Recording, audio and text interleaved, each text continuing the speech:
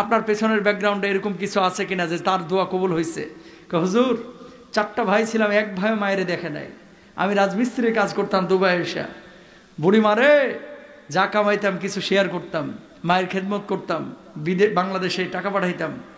যেদিন আমার ব্যবসা শুরু হলো, একটু টাকা আসা শুরু হলো, মায়েরে উমরায় নিয়ে গেলাম দুবাই থেকে, সৌদি আরবে কুমিল্লা থেকে নিয়ে গেছি। কাবার গিলাফ ধরে মা খালি বলছে, আল্লাহ জীবনে যা চাইছিলাম না তাও তুমি দিয়ে দিচ্ছ। কাবা তওয়াফ করবো কখনো কল্পনাও করি নাই।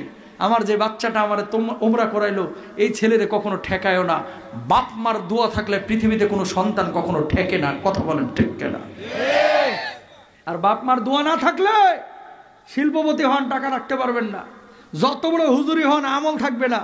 বাপ মার দোয়া না থাকলে যত বড় লিডারই হন না কেন, মানুষের ভালোবাসা, মানুষের মহব্বত কখনোই পাবেন না। কথা বলেন ঠিক কেনা? এখনকার লিডাররা ভাই, সব এলাকার কথা বলতেছি না, ম্যাক্সিমাম এলাকার একই চিত্র। নবীজি বলছেন কিয়ামতের আগে ওয়াউক্রিমার রাজুলু মাখাফাতা শাররিহি, কিয়ামতের আগে এমন কিছু লিডার বাইর হবে যাদেরকে মানুষ ভয় পায়, সম্মান করবে, ভালোবাসে না। এই জামানা চলতেছে, সেই জামানা। সামনে আসলে আসসালামু আলাইকুম স্যার, ভালো আছেন স্যার? স্যার আসতে কোনো কষ্ট হয়নি তো স্যার? স্যার আপনার বউ বাচ্চা ভালো তো স্যার? খালি স্যার স্যার, 7 মিনিটে 57 বার আপা, 7 মিনিটে 57 বার স্যার। অথচ যেমনি স্যার সামনে থেকে চলে যায়, খাটাসটা মরে না কেন? কথা বলেন ঠিক না? মানে সামনে আসলে স্যার স্যার, কিন্তু পেছনে গেলে এর মানে ভালো কথা বলেন। এর ব্যাপারে মানুষের ভেতরে ঢুকতে হলে কাজ দিয়ে ঢুকতে হবে। বাপ মার খেদমত করবেন তো ইনশাল্লাহ? পুরো আলোচনা থেকে কি শিখলেন? ইমানের জন্য যেখানে জানের প্রয়োজন জান দেব, মালের প্রয়োজন মাল দেব, বান্দার হক নষ্ট করবো না, শিরিক কখনো করবো না ইনশাআল্লাহ।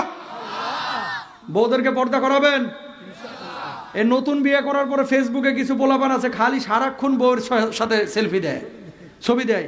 এরা কাপুরুষ, হিজরা। কথা কয় না কেন? মেয়েদেরকে হচ্ছে লুকিয়ে রাখার জিনিস। যত ভেতরে রাখবেন মেয়েরা তত সুন্দর নুরানি হবে। আর ওই খোলা কলার মতো ছাড়িয়ে দিবেন, মানুষে ট্রিট করবে, কি বিয়ে করছে, এ তো পুরো দেখতে আটার বস্তার লাগান। কথা কন না কেন? স্ত্রী থেকে পর্দা করান, বউকে পর্দা করাবেন। বউয়ের ছবি ফেসবুকে দিবেন না, বউদেরকে পর্দা করান। মেয়েরা যদি দেখেন ইদা সাল্লাত খামসাহা, আল্লাহর নবী বলছে কোন মেয়ে যদি 5 ওয়াক্ত নামাজ আদায় করে, ও সামাত শাহরাহা, রমজানের রোজা রাখে, ও আতাআত বালাহা, স্বামীর আনুগত্য করে, ও হাসানাত ফারজাহা, লজ্জাস্থানের কোন নারী যদি হেফাজত করে, আল্লাহ তাআলা ওই নারীকে কিয়ামতের ময়দানে ডাকবে, বান্দি এদিকে আয়। সব মেয়েগুলো আল্লাহর কাছে যাবে, এভাবে তাকায় থাকবে আল্লাহর আদালতের দিকে। আল্লাহ বলবে এই দরজাগুলো দেখ। কিসের দরজা? আল্লাহ জান্নাতের দরজা। কয় যেই দরজা দিয়ে খুশি ওই দরজা দিয়ে আমার জান্নাতে ঢুকে যা। সুবহানাল্লাহ বলেন না? তাহলে বউদেরকে বলে দিয়ে এই কথাগুলা যে হুজুর বলছে, আর যারা শুনতেছেন আমল করার চেষ্টা করবেন ইনশাআল্লাহ।